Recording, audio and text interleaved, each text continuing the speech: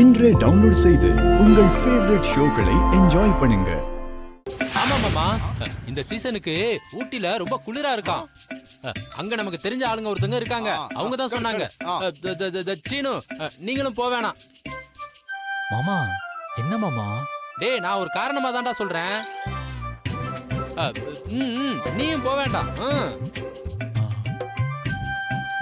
இங்க பாருங்கப்பா, உங்க 2 பேருக்கும் சாந்தி முகூர்த்தத்துக்கு நாள் குறிச்சிருக்கு.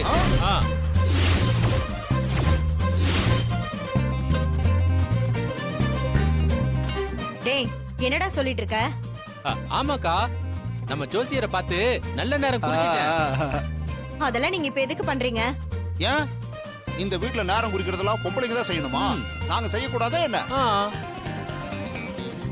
இன்னைக்கு நேரம் நல்லா இருக்குன்னு சொல்லிட்டாரு. இன்னைக்கே அதுக்கான ஏற்பாடுகளை பண்ணிரலாம். என்ன மாமா? கரெக்ட் மச்சான். இந்த வீட்டுக்கு அடுத்த வாரிசு வர வேண்டாமா? கண்டிப்பா கண்டிப்பா.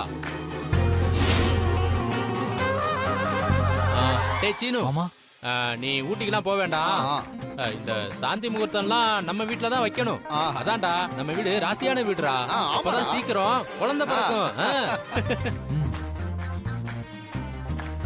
ஆமாடா, எங்க கையில ஒரு பேரனோ பேத்தியோ பெத்து போடுறா. ஐயோ மாமா, அதெல்லாம் கண்டிப்பா நடக்கும் மாமா. நடக்கும்.